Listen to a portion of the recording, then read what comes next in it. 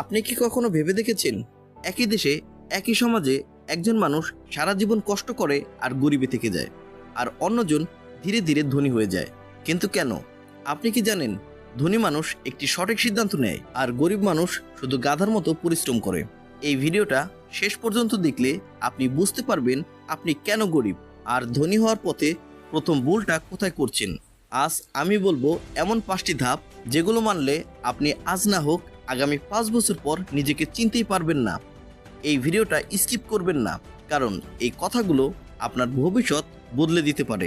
প্রথমে একটা কঠিন সত্যি কথা বলি, গরিব থাকা কোনো লজ্জার বিষয় না, কিন্তু সারা জীবন গরিব থেকে যাওয়া এটা লজ্জার।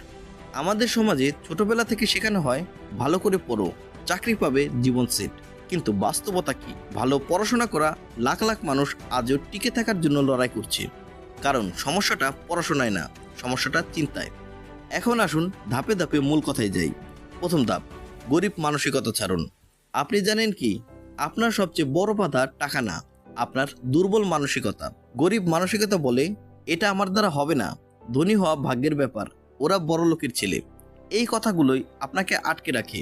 কিন্তু ধনী মানসিকতা বলে আমি শিখতে পারি, সময় লাগবে কিন্তু অসম্ভব না, আমি আজকে না পারলেও কালকে পারবো।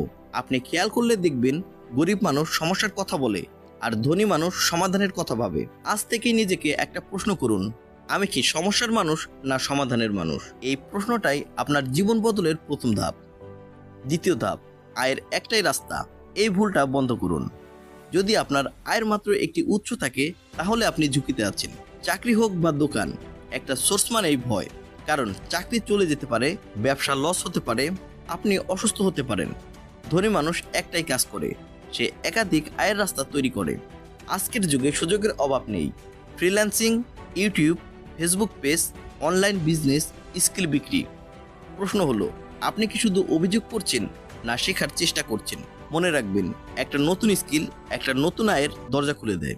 তৃতীয় ধাপ, টাকার ব্যবহার শিখুন, না হলে টাকা পালাবে।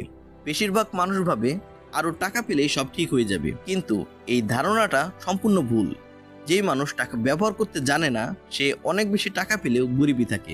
গরিব মানুষ টাকার মালিক না, তারা টাকার দাস। বেতন আসার আগে তাদের প্ল্যান, মোবাইল, জামা, শখ। কিন্তু ধনী মানুষ ভাবে কতটা সেভ করব, কোথায় ইনভেস্ট করব, কিভাবে টাকা দিয়ে টাকা বানাবো। তাই আজ থেকে নিয়ম করুন, আয় বাড়ানোর পাশাপাশি খরচ কমাতে শিখুন। আপনি যত কম দেখাবেন তত বেশি ঘুরতে পারবেন। চতুর্থ ধাপ, সময় নষ্ট করা বন্ধ করুন, জীবন বদলাবে। একটা প্রশ্ন করি, আপনি দিনে কত ঘন্টা ফোন চালান? সোশ্যাল মিডিয়া, রিলস ইত্যাদি, একটা ভিডিও তারপর আরেকটা। এই সময়টাই আপনার সবচেয়ে বড় সম্পদ।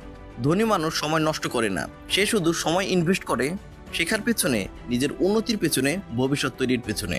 দিনে মাত্র 1 ঘন্টা নিজের স্কিল, জ্ঞান অথবা আইডিয়াতে দিলে 1 বছরে আপনি অন্য মানুষ হয়ে যাবেন।